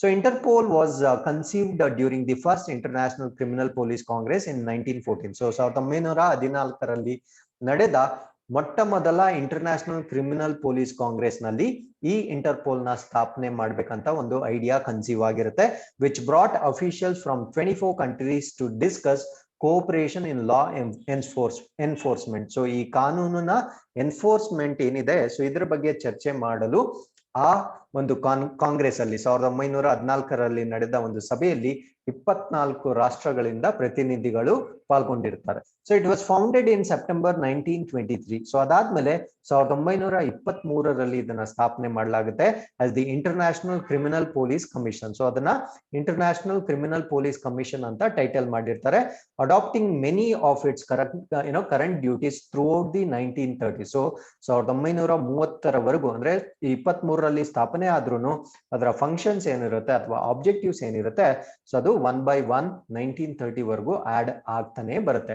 ಸೊ ಇನ್ 1956 1956ರಲ್ಲಿ the ICPC adopted a new constitution and the name Interpol. So ಈ ICPC ಅಂತ ಏನಿತ್ತು, ಸೊ ಅದು 1956ರಲ್ಲಿ ಇಂಟರ್ಪೋಲ್ ಆಗಿ ಕನ್ವರ್ಟ್ ಆಗುತ್ತೆ. So derive from its telegraphic address use since 1946. So 1946 ಇಂದ ಈ ಕಮ್ಯುನಿಕೇಶನ್ ಏನಿರುತ್ತೆ, ಸೊ ಇಂಟರ್ಪೋಲ್ ಕಮ್ಯುನಿಕೇಶನ್ ಏನಿರುತ್ತೆ ದೇಶಗಳ ಮಧ್ಯ, ಅವಾಗ ಟೆಲಿಗ್ರಾಫಿಕ್ ಕಮ್ಯುನಿಕೇಶನ್ ಆಗ್ತಾ ಇತ್ತು. ಸೊ ಅಲ್ಲಿ ICPC ಅಂತ ಫುಲ್ ಬರೆಯೋ ಬದಲು ಅವರು ಇಂಟರ್ಪೋಲ್ ಅಂತ ಬರೀತಾ ಇದ್ರು. ಸೊ ಅದನ್ನೇ ಇವಾಗ ಫೈನಲ್ ನೇಮ್ ಆಗಿ ಇಂಟರ್ಪೋಲ್ ಅಂತ ಕನ್ವರ್ಟ್ ಮಾಡ್ಕೊಂಡಿರ್ತಾರೆ. So Interpol provides investigative support, expertise and training to law enforcement worldwide. So ಇದು ಪ್ರಪಂಚದಾದ್ಯಂತ ಸೊ ಈ ಇನ್ವೆಸ್ಟಿಗೇಷನ್ ಸಪೋರ್ಟ್ ಆಗ್ಲಿ ಅಥವಾ ಅದಕ್ಕೆ ಬೇಕಾಗಿರ್ತಕ್ಕಂಥ ಎಕ್ಸ್ಪರ್ಟೈಸ್ ಆಗ್ಲಿ ಅಥವಾ ಅದಕ್ಕೆ ಬೇಕಾಗಿರ್ತಕ್ಕಂಥ ತರಬೇತಿ ಆಗ್ಲಿ, ಸೊ ಇದು ಪ್ರೊವೈಡ್ ಮಾಡುತ್ತೆ. Focusing on 3 major areas of transaction of crime. ಒಂದು ಟೆರರಿಸಂ, ಭಯೋತ್ಪಾದನೆ, ಇನ್ನೊಂದು ಸೈಬರ್ ಕ್ರೈಮ್, ಇನ್ನೊಂದು ಆರ್ಗನೈಸ್ಡ್ ಕ್ರೈಮ್. ಸೊ ಈ 3 ಏರಿಯಾಸ್ ಅಲ್ಲಿ ಇದು ಪ್ರಮುಖವಾಗಿ ಟ್ರೈನಿಂಗ್ ಮತ್ತೆ ತನ್ನ ಎಕ್ಸ್ಪರ್ಟೈಸ್ ಮತ್ತೆ ತನ್ನ ಬೆಂಬಲವನ್ನ ಸೂಚಿಸುತ್ತದೆ ಇನ್ terms of investigation. So its broad mandate covers virtually every kind of crime. So of course ಇದು ಮೇಜರ್ ಟೆರರಿಸಂ, ಸೈಬರ್ ಕ್ರೈಮ್ ಮತ್ತೆ ಆರ್ಗನೈಸ್ಡ್ ಕ್ರೈಮ್ ಇದರ ಮೇನ್ ಫೋಕಸ್ ಆಗಿದ್ರು, ಬ್ರಾಡರ್ ಕಾಂಟೆಕ್ಸ್ಟ್ ಅಲ್ಲಿ ಎಲ್ಲಾ ಕ್ರೈಮ್ಸ್ ಅಲ್ಲೂ ಇದು ತನ್ನ ಪಾರ್ಟಿಸಿಪೇಷನ್ ಇರುತ್ತೆ for coordination between the countries. So ಯಾವ್ದ್ಯಾವ್ದು, including crimes against humanity. So humanity ಮೇಲೆ ಆಗ್ತಕ್ಕಂಥ ಕ್ರೈಮ್ಸ್ ಇರ್ಬೋದು, ಚೈಲ್ಡ್ ಪೋರ್ನೋಗ್ರಫಿ ಆಗಿರ್ಬೋದು, drug trafficking and production, political corruption ಆಗಿರ್ಬೋದು, ಇಂಟೆಲೆಕ್ಚುಯಲ್ ಪ್ರಾಪರ್ಟಿ ಇನ್ಫ್ರಿಂಜ್ಮೆಂಟ್ ಆಗಿರ್ಬೋದು. ಅಂದ್ರೆ ಇವಾಗ ಪೇಟೆಂಟ್ ಅಂಡ್ IPR ಅಂತ ಏನ್ ಬರುತ್ತೆ, ಸೊ ಅದ್ರಲ್ಲಿ ಏನಾದ್ರೂ ಇನ್ಫ್ರಿಂಜ್ಮೆಂಟ್ ಆಗಿದ್ರೆ, ಮೋಸ ಆಗಿದ್ರೆ. ಮತ್ತೆ white collar crimes. White collar crimes ಅಂದ್ರೆ so these are financial crimes where there is no what you say violence involved. So ಯಾವುದೇ ರೀತಿಯ ವೈಲೆನ್ಸ್ ಇನ್ವಾಲ್ವ್ ಆಗಿರಲ್ಲ, ಬಟ್ ದೊಡ್ಡ ಮಟ್ಟದಲ್ಲಿ ಏನಾಗಿರುತ್ತೆ ಅಂದ್ರೆ ಒಂದು ಆರ್ಥಿಕ ಅಪರಾಧ ಆಗಿರುತ್ತೆ. ಸೊ ಅದನ್ನ ನಾವು ವೈಟ್ ಕಾಲರ್ ಕ್ರೈಮ್ಸ್ ಅಂತ ಕರಿತೀವಿ. The agency also facilitates cooperation among the national law enforcement institutes through criminal database and communication network. So ಈ national law enforcement institutions ಏನಿರುತ್ತೆ, ಫಾರ್ ಎಕ್ಸಾಂಪಲ್ ನಮ್ಮ ರಾಷ್ಟ್ರದಲ್ಲಿರ್ತಕ್ಕಂಥ ಈ ಪೊಲೀಸಿಂಗ್ ಡಿಪಾರ್ಟ್ಮೆಂಟ್ ಏನಿರುತ್ತೆ, ಫಾರ್ ಎಕ್ಸಾಂಪಲ್ CBI ಏನಿರುತ್ತೆ, so ಅವ್ರಿಗೆ criminal data base ಕೊಡೋದ್ರ ಮುಖಾಂತರ ಮತ್ತೆ ಕಮ್ಯುನಿಕೇಶನ್ ನೆಟ್ವರ್ಕ್ಸ್ ಎಸ್ಟಾಬ್ಲಿಷ್ ಮಾಡೋದ್ರ ಮುಖಾಂತರ so it shows it's cooperation. So ಇದರಿಂದ ನಮ್ಮ ಇನ್ವೆಸ್ಟಿಗೇಷನ್ ಪ್ರೋಸೆಸ್ ಏನಿರುತ್ತೆ ಅದು ಬಹಳ ಸುಲಭ ಆಗುತ್ತೆ. So Interpol as an annual budget of 142 million euro. So ವಾರ್ಷಿಕವಾಗಿ 142 ಮಿಲಿಯನ್ ಯೂರೋಸ್ ಇದರ ಆನ್ಯುಯಲ್ ಬಜೆಟ್ ಆಗಿರುತ್ತೆ. Most of which comes from the annual contributions from the member police forces in 181 countries. So ಈ ಒಂದು ಫಂಡ್ ಎಲ್ಲಿಂದ rice ಆಗುತ್ತೆ ಅಂದ್ರೆ ಇದರ ಸದಸ್ಯ ರಾಷ್ಟ್ರಗಳು ಕಾಂಟ್ರಿಬ್ಯೂಟ್ ಮಾಡುವ ಮೊತ್ತದಿಂದ ಸೊ ಈ ಒಂದು ಫಂಡ್ ರೈಸ್ ಆಗುತ್ತೆ. It is govern by general assembly. So ಈ ಒಂದು ಇಂಟರ್ಪೋಲ್ ಏನಿರುತ್ತೆ ಸೊ ಇದು ಜನರಲ್ ಅಸೆಂಬ್ಲಿಯಿಂದ ಆಡಳಿತಕ್ಕೆ ಒಳಪಡುತ್ತೆ. Composed of all members of the country. So ಎಲ್ಲಾ ಸದಸ್ಯ ರಾಷ್ಟ್ರಗಳು ಇದರಲ್ಲಿ ಪಾಲ್ಗೊಂಡಿರ್ತಾರೆ. Which elects the executive committee and the president. So ಇದು ಒಂದು ಎಕ್ಸಿಕ್ಯೂಟಿವ್ ಕಮಿಟಿ ಅಂದ್ರೆ ಅದರ ಕಾರ್ಯಾಚರಣೆ ಮಾಡ್ಲಿಕ್ಕೆ ಒಂದು ಎಕ್ಸಿಕ್ಯೂಟಿವ್ ಕಮಿಟಿ ಮತ್ತು ಪ್ರೆಸಿಡೆಂಟ್ ನ ಆಯ್ಕೆ ಮಾಡುತ್ತೆ. So currently Ahmed Naser Al Raisi of UAE president ಆಗಿರ್ತಾರೆ to supervise and implement Interpol's policies and administration. So ಇದರ ಒಂದು ಪಾಲಿಸೀಸ್ ಮತ್ತೆ ಅಡ್ಮಿನಿಸ್ಟ್ರೇಷನ್ ನ ಇಂಪ್ಲಿಮೆಂಟ್ ಮಾಡ್ಲಿಕ್ಕೆ ಒಬ್ಬರು ಪ್ರೆಸಿಡೆಂಟ್ ಮತ್ತೆ ಎಕ್ಸಿಕ್ಯೂಟಿವ್ ಕಮಿಟಿನ ಜನರಲ್ ಅಸೆಂಬ್ಲಿ ಆಯ್ಕೆ ಮಾಡುತ್ತೆ. So day to day operations are carried out by the general secretariat. So ಪ್ರತಿನಿತ್ಯದ ಅದರ ಕಾರ್ಯಾಚರಣೆಗಳು ಏನಿರುತ್ತೆ ಅದನ್ನ ಜನರಲ್ ಸೆಕ್ರೆಟರಿಯೇಟ್ ಪೂರ್ಣಗೊಳಿಸುತ್ತದೆ. Comprising around 1000 personnel from over 100 countries. So 100 ರಾಷ್ಟ್ರಗಳಿಂದ 1000 ಜನ ಇದರ ಈ ಒಂದು ಜನರಲ್ ಸೆಕ್ರೆಟರಿಯಲ್ಲಿ ಪಾಲ್ಗೊಳ್ತಾರೆ, including both police and civilian. So ಅದರಲ್ಲಿ ಪೊಲೀಸ್ ಕೂಡ ಇರ್ತಾರೆ, ಕೆಲವೊಂದು ನಾಗರಿಕರು ಕೂಡ ಇರ್ತಾರೆ. The secretariat is led by the secretary general. So ಈ ಸೆಕ್ರೆಟರಿ ಜನರಲ್ ಮುಖ್ಯಸ್ಥರು ಸೆಕ್ರೆಟರಿ ಜನರಲ್ ಆಗಿರ್ತಾರೆ.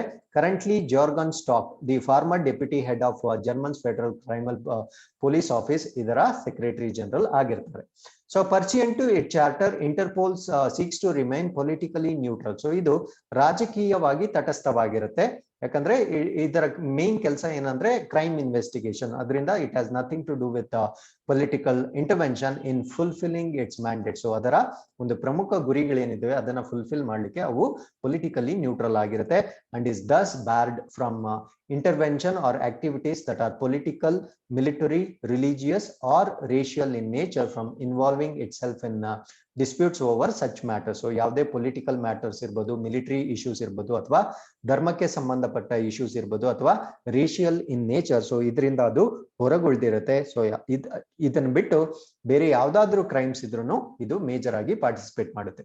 The agency operates in 4 languages. So ಇದರಲ್ಲಿ 4 ಕಮ್ಯುನಿಕೇಶನ್ ಲ್ಯಾಂಗ್ವೇಜಸ್ ಇರುತ್ತೆ. ಒಂದು ಅರೇಬಿಕ್, ಇನ್ನೊಂದು ಇಂಗ್ಲಿಷ್, ಇನ್ನೊಂದು ಫ್ರೆಂಚ್, ಇನ್ನೊಂದು ಸ್ಪ್ಯಾನಿಷ್ ಅಲ್ಲಿ ಇದು ಕಮ್ಯುನಿಕೇಟ್ ಮಾಡುತ್ತೆ. So let's know the emblem of Interpol. The current emblem of Interpol was adopted in 1950 and includes the following elements. 1950ರಲ್ಲಿ ಈ ಎಂಬ್ಲಮ್ ನ ಇನ್ಕ್ಲೂಡ್ ಮಾಡಲಾಗಿತ್ತು. ಸೊ ಇದರ ಅರ್ಥ ಏನು ಅಂದ್ರೆ the globe indicates world wide activities. So ಇದರಲ್ಲಿ ಇರ್ತಕ್ಕಂಥ ಗ್ಲೋಬ್ ಸೊ ಇದು ಪ್ರಪಂಚದಾದ್ಯಂತ ತನ್ನ ಆಕ್ಟಿವಿಟೀಸ್ ನ ಮಾಡುತ್ತೆ ಅಂತ ಇಂಡಿಕೇಟ್ ಮಾಡುತ್ತೆ. The olive branches represent peace. So ಇಲ್ಲಿ ಇರ್ತಕ್ಕಂಥ ಒಲಿವ್ ಬ್ರಾಂಚಸ್ ಒಂದು ಶಾಂತಿಯ ಒಂದು ಸ್ವರೂಪವಾಗಿರ್ತವೆ. ಅದಾದ್ಮೇಲೆ the sword represents police action. So ಇಲ್ಲಿರ್ತಕ್ಕಂಥ ಖಡ್ಗ ಸೊ ಪೊಲೀಸ್ ಆಕ್ಷನ್ ನ ರೆಪ್ರೆಸೆಂಟ್ ಮಾಡುತ್ತೆ. The scale signifies justice. So ಈ ಒಂದು ತಕಡಿ ಏನಿದೆ ಅಲ್ವಾ ಇದು ಜಸ್ಟಿಸ್ ನ ಸಿಗ್ನಿಫೈ ಮಾಡುತ್ತೆ. And the acronym OIPC and ICPO representing the full name of the organisation in both English and French. So ಇಲ್ಲಿ OIPC ಮತ್ತೆ ICPO ಸೊ ಇದು ಈ ಒಂದು ಆರ್ಗನೈಸೇಷನ್ ನ ಪೂರ್ತಿ ಹೆಸರನ್ನ ಇಂಡಿಕೇಟ್ ಮಾಡುತ್ತೆ. So this is what is the emblem. So let's know more about Interpol notices. So idral bartakanta notices enu. An Interpol notice is an international alert circulated by Interpol to communicate information about crimes. So ಇವರಂದು circulars ನ release ಮಾಡ್ತಾರೆ, ಅದನ್ನ Interpol notices ಅಂತ ಕರಿತೀವಿ. So ಇದರ ಉದ್ದೇಶ ಏನಂದ್ರೆ to give communication information about crimes. So ಅಪರಾಧಗಳ ಬಗ್ಗೆ ಕಮ್ಯುನಿಕೇಟ್ ಮಾಡ್ಲಿಕ್ಕೆ ಕೊಡ್ತಕ್ಕಂಥ ನೋಟಿಸ್ ಆಗಿರುತ್ತೆ. ಸೊ ಕ್ರಿಮಿನಲ್ಸ್ ಬಗ್ಗೆ ಅವ್ರು ಮಾಡ್ತಕ್ಕಂಥ ಅಪರಾಧ ಮಾಡಿರೋರ ಬಗ್ಗೆ ಇನ್ಫಾರ್ಮೇಶನ್ ಕೊಡ್ಲಿಕ್ಕೆ, threats by police in the member state or unauthorised international entity to their counterparts around the world. So ಇದರಿಂದ ಸೊ ಈ ಒಂದು ಕೌಂಟರ್ ಪಾರ್ಟ್ಸ್ ಏನಿರ್ತಾರೆ ಅಂದ್ರೆ ಇದರ ಸದಸ್ಯ ರಾಷ್ಟ್ರಗಳು ಏನಿರ್ತಾರೆ ಅವ್ರಿಗೆ ಆಗ್ಬಹುದಾದಂತ ಥ್ರೆಟ್ಸ್ ಬಗ್ಗೆ ಇಂಡಿಕೇಟ್ ಮಾಡ್ಲಿಕ್ಕೆ ಇವರು ನೋಟಿಸಸ್ ನ ಕೊಡ್ತಾ ಇರ್ತಾರೆ. The information disseminated via notices concerned individuals wanted for serious crimes. So ಯಾವ್ದಾವ್ದ್ರ ಬಗ್ಗೆ ಅವರು ನೋಟಿಸಸ್ ನ ಪ್ರೊಡ್ಯೂಸ್ ಮಾಡ್ತಾರೆ ಅಂದ್ರೆ ಯಾರ್ಯಾರು ವ್ಯಕ್ತಿಗಳು ಸೀರಿಯಸ್ ಕ್ರೈಮ್ಸ್ ಒಂದು ಗಂಭೀರವಾದ ಒಂದು ಅಪರಾಧದಲ್ಲಿ ಪಾಲ್ಗೊಂಡಿದ್ರೆ, ಮಿಸ್ಸಿಂಗ್ ಪರ್ಸನ್ಸ್ ಯಾರಾದ್ರೂ ಕಾಣೆ ಆಗಿದ್ದಾರೆ, ಅನ್ಐಡೆಂಟಿಫೈಡ್ ಬಾಡೀಸ್ ಅಂದ್ರೆ ಯಾವ್ದಾದ್ರು ಮೃತದೇಹಗಳು ಅದನ್ನ ಗುರುತಿಸಲು ಸಾಧ್ಯವಾಗದಿದ್ದಾಗ, ಅದಾದ್ಮೇಲೆ ಪಾಸಿಬಲ್ ಥ್ರೆಟ್ಸ್ ಯಾವ್ದಾದ್ರು ಹೆದರಿಕೆ ಅಥವಾ ಭಯ ಇದ್ದಾಗ, ಪ್ರಿಸನ್ ಎಸ್ಕೇಪ್ಸ್ ಅಂದ್ರೆ ಜೈಲಿಂದ ತಪ್ಪಿಸ್ಕೊಂಡಿರೋರು, ಕ್ರಿಮಿನಲ್ಸ್ ಮೋಡಸ್ ಅಪರಾಂಡಿ ಅಂದ್ರೆ ಅವರ ಕಾರ್ಯಾಚರಣೆಯ ವಿಧಾನದ ಬಗ್ಗೆ ಸೊ ಇವರು ನೋಟಿಸಸ್ ನ ಜಾರಿ ಮಾಡ್ತಾ ಇರ್ತಾರೆ. There are 8 types of notices. ಈ ನೋಟಿಸಸ್ ಅಲ್ಲಿ 8 ಟೈಪ್ಸ್ ಇದಾವೆ. 7 of which are coloured codes by their function. So ಅವುಗಳ ಫಂಕ್ಷನ್ ಅಂದ್ರೆ ಅವುಗಳು ಏನ್ ಇಂಡಿಕೇಶನ್ಗೆ ಅದನ್ನ ಮಾಡಿದ್ದಾರೆ ಅದರ ಪ್ರಕಾರ ಡಿಫ್ರೆಂಟ್ ಕಲರ್ ಕೋಡ್ಸ್ ನ ಮಾಡಿರ್ತಾರೆ. ಯಾವ್ದಾವ್ದು ಅಂದ್ರೆ red, blue, green, yellow, black, orange, purple. So ಈ 7 ಕಲರ್ ಕೋಡ್ಸ್ ಅಲ್ಲಿ ಇವರು ನೋಟಿಸಸ್ ನ ಜಾರಿ ಮಾಡ್ತಾರೆ. The best known notice is the red notice. So ಇದರಲ್ಲಿ ತುಂಬಾ ಫೆಮಿಲಿಯರ್ ಇರ್ತಕ್ಕಂಥ ನೋಟಿಸ್ ಯಾವುದು ಅಂದ್ರೆ red notice, which is the closest instrument to the international arrest warrant in use today. So international, so ಅಂತಾರಾಷ್ಟ್ರೀಯವಾಗಿ ಅರೆಸ್ಟ್ ವಾರೆಂಟ್ ನ ಇವರು red colour notice ಅಲ್ಲಿ ಜಾರಿ ಮಾಡ್ತಾರೆ. An 8th special notice is issued at the request of the United Nations Security Council. So ಇನ್ನೊಂದು 8ನೇ ಒಂದು notice ಏನಿದೆ ಅದನ್ನ United Nation security council request ಮಾಡಿದಾಗ ಮಾತ್ರ ಇಶ್ಯೂ ಮಾಡ್ತಾರೆ. ಇಂಟರ್ಪೋಲ್ ತನ್ನಷ್ಟಕ್ಕೆ ತಾನೇ ಅದನ್ನ ಇಶ್ಯೂ ಮಾಡಲ್ಲ. Notices published by Interpol are made either on the organization's own initiative or based on the request from the national central bureau. So ಇದನ್ನ ಇವರು volunteer ಆಗಿ ಅಂದ್ರೆ ಇಂಟರ್ಪೋಲ್ ತನ್ನಷ್ಟಕ್ಕೆ ತಾನೇ ವಾಲಂಟಿಯರ್ ಆಗಿ ಈ ನೋಟಿಸಸ್ ನ ರಿಲೀಸ್ ಮಾಡಬಹುದು, ಅಥವಾ ಯಾರಾದ್ರೂ ನ್ಯಾಷನಲ್ ಸೆಂಟ್ರಲ್ ಬ್ಯೂರೋಸ್ ಏನಾದ್ರೂ ರಿಕ್ವೆಸ್ಟ್ ಮಾಡಿದಾಗ ಈ ನೋಟಿಸಸ್ ನ ಜಾರಿ ಮಾಡ್ತಾರೆ. So of member states or authorise international entities such as United Nations and international criminal courts request ಮಾಡಿದಾಗ ಕೂಡ ಈ ನೋಟಿಸಸ್ ನ ರಿಲೀಸ್ ಮಾಡ್ತಾರೆ. So notices may be issued in any of the 4 official languages of the Interpol, English, French, Spanish ಮತ್ತೆ Arabic ಅಲ್ಲಿ. So ಈ ಯಾವುದೇ ಭಾಷೆಗಳಲ್ಲೂ ಅವರು ನೋಟಿಸಸ್ ನ ಇಶ್ಯೂ ಮಾಡ್ತಾರೆ. So these are the colour codes as I told you. Red notice, so this is the most famous. So red notice to seek the location and arrest of wanted persons with a view to extradition or similar lawful action. So ಏನಾದ್ರೂ ಅಪರಾಧ ಕೈಗೊಂಡಿದ್ದಾಗ arrest warrant ಏನ್ issue ಮಾಡ್ತಾರೆ ಅಂದ್ರೆ ಅವರ location ನ find out ಮಾಡ್ಲಿಕ್ಕೆ ಸಹಾಯ ಮಾಡ್ಲಿಕ್ಕೆ ಅಥವಾ ಅವ್ರನ್ನ ಅರೆಸ್ಟ್ ಮಾಡ್ಲಿಕ್ಕೆ ಸಹಾಯ ಮಾಡ್ಲಿಕ್ಕೆ ಒಂದು ನೋಟಿಸ್ ನ ರಿಲೀಸ್ ಮಾಡ್ತಾರೆ. ಅದನ್ನ ನಾವು ರೆಡ್ ನೋಟಿಸ್ ಅಂತ ಕರಿತೀವಿ. ಸೊ ಎಕ್ಸ್ಟ್ರಾಡಿಷನ್ ಅಂದ್ರೆ ಅವರು ಫಾರ್ ಎಕ್ಸಾಂಪಲ್ ಇಂಡಿಯಾದಲ್ಲಿ ಕ್ರೈಮ್ ಮಾಡಿ ಬೇರೆ ದೇಶದಲ್ಲಿ ಅವರು ಹೊಟ್ಟೋಗಿರ್ತಾರೆ. ಸೊ ಅವ್ರನ್ನ ಹಿಡ್ಕೊಡಕ್ಕೆ ಸಹಾಯ ಮಾಡ್ಲಿಕ್ಕೆ ಅಂದ್ರೆ ನಮ್ಮ ದೇಶಕ್ಕೆ ಮತ್ತೆ ವಾಪಸ್ ಕರ್ಸ್ಲಿಕ್ಕೆ ನಾವು ರೆಡ್ ನೋಟಿಸ್ ಅಂತ ಕರಿತೀವಿ. Blue notice to collect additional information about the person's identity, location or activities in relation to crime. So ಅಪರಾಧಕ್ಕೆ ಸಂಬಂಧಪಟ್ಟಂತೆ ಅವರ ಗುರುತಾಗ್ಲಿ, ಅವರ ಲೊಕೇಶನ್ ಆಗ್ಲಿ ಅಥವಾ ಅವರ ಚಟುವಟಿಕೆಗಳನ್ನ ಟ್ರೇಸ್ ಮಾಡೋದಕ್ಕೆ ಸಹಾಯ ಮಾಡುವುದನ್ನ ಕೋರಿ ಕೊಡ್ತಕ್ಕಂತಹ ನೋಟಿಸ್ ನ ನಾವು ಬ್ಲೂ ನೋಟಿಸ್ ಅಂತ ಕರಿತೀವಿ. So what is green notice? To provide warnings and intelligence about the persons who have committed criminal offenses and are likely to repeat these crimes in other countries. ಅಂದ್ರೆ ಯಾವುದೋ ಒಂದು countries ಅಲ್ಲಿ ಅವರು criminal activities ಮಾಡಿರ್ತಾರೆ. So ಅದೇ ರೀತಿಯ criminal activities ನ ಇನ್ನೊಂದು ದೇಶಕ್ಕೆ ಅವರು ಮೈಗ್ರೇಟ್ ಆಗಿ ಮಾಡಬಹುದು ಅನ್ನುವ ಮುನ್ಸೂಚನೆಯನ್ನ ಗ್ರೀನ್ ನೋಟಿಸ್ ಮುಖಾಂತರ ಕೊಡ್ತಾರೆ. Next Interpol UN security council special notice. So ಇದನ್ನ UNSC ರಿಕ್ವೆಸ್ಟ್ ಮಾಡಿದ್ರೆ ಮಾತ್ರ ಕೊಡ್ತಾರೆ. So issued for groups and individuals who are the targets of UN security council sanctions committee. So UN security council sanction ಕಮಿಟಿನ targets ಏನಿರ್ತಾರೆ so ಆ ಒಂದು individuals ಮಾತ್ರ ಕೊಡ್ಲಾಗುತ್ತೆ. ಅದಾದ್ಮೇಲೆ yellow notice to help locating missing persons often minors or to help identify persons who are unable to identify themselves. So ಯಾರಾದ್ರೂ missing person ಇದ್ರೆ ಅವರು ಮೈನರ್ ಕೂಡ ಆಗಿರ್ಬೋದು, ಅವರ ಗುರುತನ್ನ ಐಡೆಂಟಿಫೈ ಮಾಡ್ಲಿಕ್ಕೆ ಕೊಡ್ತಕ್ಕಂಥ ನೋಟಿಸ್ ನ ಯೆಲ್ಲೋ ನೋಟಿಸ್ ಅಂತ ಕರಿತೀವಿ. Black notice to seek information on unidentified bodies. So ಯಾವ್ದಾದ್ರು ಮೃತದೇಹಗಳು ಗುರುತಿಸಲು ಆಗದಿದ್ದಾಗ ಸೊ ಬ್ಲಾಕ್ ನೋಟಿಸ್ ನ ಜಾರಿ ಮಾಡ್ತಾರೆ.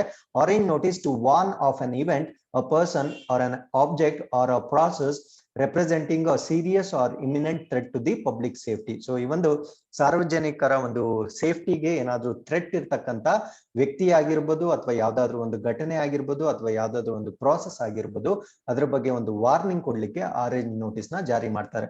Purple notice to seek or provide information on modus operandi, objects, devices and concealment methods use by the criminals. So ಈ ಒಂದು criminals ಏನಿರ್ತಾರೆ modus ಅಪರಾಂಡಿ ಅಂದ್ರೆ ಅವರ ಕಾರ್ಯಾಚರಣೆಯ ವಿಧಾನ ಇರ್ಬೋದು, ಅವ್ರು ಬಳಸ್ತಕ್ಕಂಥ ಆಬ್ಜೆಕ್ಟ್ಸ್ ಇರ್ಬೋದು ಅಥವಾ ಡಿವೈಸಸ್ ಇರ್ಬೋದು ಅಥವಾ ಕನ್ಸೀಲ್ಮೆಂಟ್ ಮೆಥಡ್ಸ್ ಅಂದ್ರೆ ಯಾರಿಗೂ ತಿಳಿದಂತೆ ಅವ್ರು ಮಾಡ್ತಕ್ಕಂಥ ಅಪರಾಧಗಳನ್ನ ರಿವೀಲ್ ಮಾಡ್ಲಿಕ್ಕೆ ಪರ್ಪಲ್ ನೋಟಿಸ್ ನ ಜಾರಿ ಮಾಡ್ತಾರೆ. So these are the different colour codes of Interpol notices. So with this, let's get into the next article. NFHS says women outnumber men. So ಮಹಿಳೆಯರ ಸಂಖ್ಯೆ ಪುರುಷರ ಸಂಖ್ಯೆಗಿಂತ ಜಾಸ್ತಿ ಇದೆ.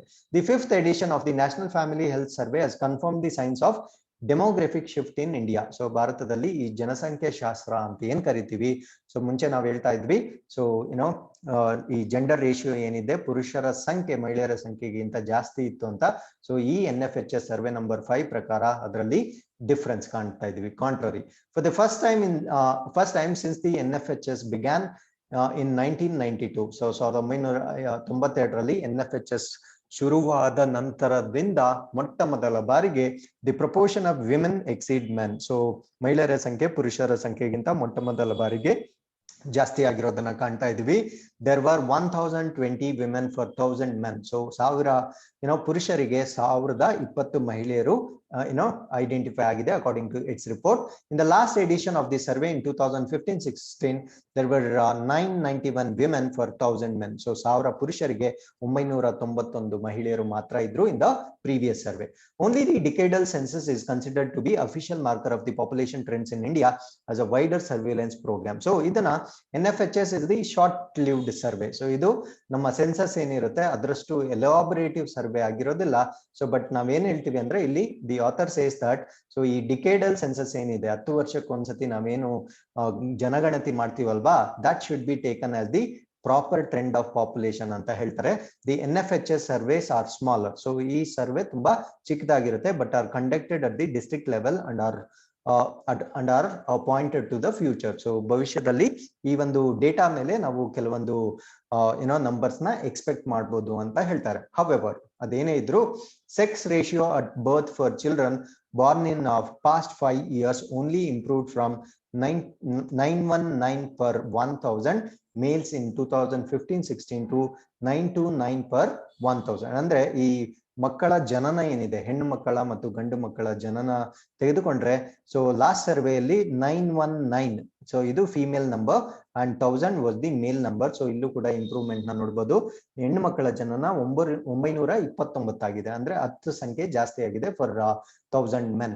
So most Indian states and union territories had more women than women. So most of the ಭಾರತದ ರಾಜ್ಯಗಳು ಮತ್ತು ಕೇಂದ್ರಾಡಳಿತ ಪ್ರದೇಶಗಳಲ್ಲಿ ಮಹಿಳೆಯರ ಸಂಖ್ಯೆ ಪುರುಷರ ಸಂಖ್ಯೆಗಿಂತ ಜಾಸ್ತಿ ಆಗಿದೆ. The states that had fewer women than men include. So ಕಡಿಮೆ ಮಹಿಳೆ ಇರ್ತಕ್ಕಂಥ ಸ್ಟೇಟ್ಸ್ ಯಾವ್ದು ಅಂದ್ರೆ Gujarat, Maharashtra, Arunachal Pradesh, Haryana, Madhya Pradesh, Punjab. Union territories like Jammu, Kashmir, Chandigarh, Delhi, Andaman and Nicobar Island, Dadra and Nagar Haveli ಮತ್ತೆ ಲಡಾಖ್ ಅಲ್ಲಿ ಈಗಲೂ ಕೂಡ ಮಹಿಳೆಯರ ಸಂಖ್ಯೆ ಕಡಿಮೆ ಇದೆ. India is still poised to be the most populous country in the world, with the current projection by the United Nations Population Division forecasting that India's population will peak at 1.6 billion to 1.8 billion by 2040 to 2050. ಅಂದ್ರೆ 2040 ಮತ್ತು 2020 ವೇಳೆಗೆ United Nations population division forecasting ನ ಪ್ರಕಾರ ಭಾರತ ದೇಶದ ಜನಸಂಖ್ಯೆ 160 ಅಥವಾ 180 ಕೋಟಿಯಷ್ಟು reach ಆಗಲಿದೆ. The government reports, last year projected that India would overtake China as the world's most populous country around 2031. So 2031 ವೇಳೆಗೆ ಸೊ ಒಂದು ಗವರ್ಮೆಂಟ್ ನ ವರದಿಯ ಪ್ರಕಾರ ನಾವು ಚೈನಾವನ್ನ ಹಿಂದಿಕ್ಕಿ ಜನಸಂಖ್ಯೆಯಲ್ಲಿ ಮುಂದೆ ಹೋಗ್ತಕ್ಕಂತ ಚಾನ್ಸಸ್ ಇದೆ. Almost a decade later than the United Nations projected of 2020. So 2020ಗೆನೆ ಯುನೈಟೆಡ್ ನೇಷನ್ಸ್ ಪ್ರೊಜೆಕ್ಟ್ ಮಾಡಿತ್ತು, ಬಟ್ 10 ವರ್ಷಗಳ ನಂತರ ನಾವು ಚೈನಾನ ಹಿಂದಿಕ್ಕಲಿದ್ದೇವೆ in terms of population. The notable exception is Kerala. Kerala ಇದಕ್ಕೊಂದು ಎಕ್ಸೆಪ್ಷನ್ ಇರುತ್ತೆ. State with amongst the highest ratios of women to men, 1121, and improved over 1049 recorded in the NFHS. So ಕೇರಳದಲ್ಲಿ national family health survey last year 1449 ಇದ್ರು, ಇವಾಗ 1121 ಇದ್ದಾರೆ. So the number of women for 1000 men. So that's a good number of women compared to men. The NFHS 5 survey work has been conducted in around 6.1 lakh sample households from 707 districts. So ಇದನ್ನ 6.1 ಲಕ್ಷ ಜನರಲ್ಲಿ ಈ ಒಂದು survey ಮಾಡಲಾಗಿದೆ. ಮತ್ತೆ 707 ಜಿಲ್ಲೆಗಳಲ್ಲಿ ಈ national family health survey 5 ಮಾಡಲಾಗಿರುತ್ತೆ as on March 2007. ಈ ಸರ್ವೆ ಮಾಡಿರೋದು 2017ರಲ್ಲಿ and covering 7,24,115 women and 1,108,839 men to provide disaggregated estimates up to the district level. So ಜಿಲ್ಲಾ ಮಟ್ಟದಲ್ಲಿ ಸೊ ಇಷ್ಟು ಸಂಖ್ಯೆಯ ಮಹಿಳೆಯರು ಮತ್ತೆ 1,01,839 ಪುರುಷರಲ್ಲಿ ಇವರು ಈ ಒಂದು ಸರ್ವೆಯನ್ನ ಮಾಡಿರ್ತಾರೆ. So these are the states that you can see, Jammu Kashmir, Punjab, Haryana. So most ಅಲ್ಲಿ ಜಾಸ್ತಿ ಫೀಮೇಲ್ ಸಂಖ್ಯೆ ತುಂಬಾ ಕಡಿಮೆ ಇದೆ. ಸೊ ಅದನ್ನ ರೆಡ್ ಕಲರ್ ಇಂಡಿಕೇಟ್ ಮಾಡಿರ್ತಾರೆ. ಸೊ ಈ ಕ್ರೀಮ್ ಕಲರ್ ಅಲ್ಲಿ 950 ವಿಮೆನ್ ಟು 1000. ಸೊ ಇಲ್ಲಿ ಕಾಣ್ತಕ್ಕಂತ ಎಲ್ಲಾ ಸ್ಟೇಟ್ಸ್ ನ you can just pass the video and note down. And green colour ಇರ್ತಕ್ಕಂತ ಎಲ್ಲಾ ಸ್ಟೇಟ್ಸ್ ಅಲ್ಲೂ so number of women is more than men. So ಮಹಿಳೆಯರ ಸಂಖ್ಯೆ ಪುರುಷರ ಸಂಖ್ಯೆಗಿಂತ ಜಾಸ್ತಿ ಇದೆ.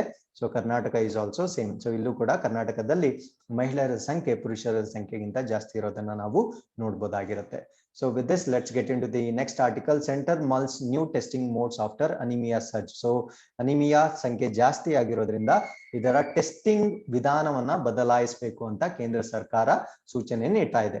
Concerned at the rise in the cases of anemia in India across the spectrum of its population, as revealed by NFHS 5, the center plans to change the mode of testing for it, along with initiating discussions with World Health Organization on whether racial characteristics ought to be accounted for the determining anemia levels in India. ಅಂದ್ರೆ ಈ ಒಂದು ರಕ್ತದಲ್ಲಿರ್ತಕ್ಕಂಥ ಕಬ್ಬಿಣದ ಅಂಶ ಏನಿದೆ ಆ ಕೊರತೆಯನ್ನ ನಾವು actually anaemia ಅಂತ ಕರಿತೀವಿ.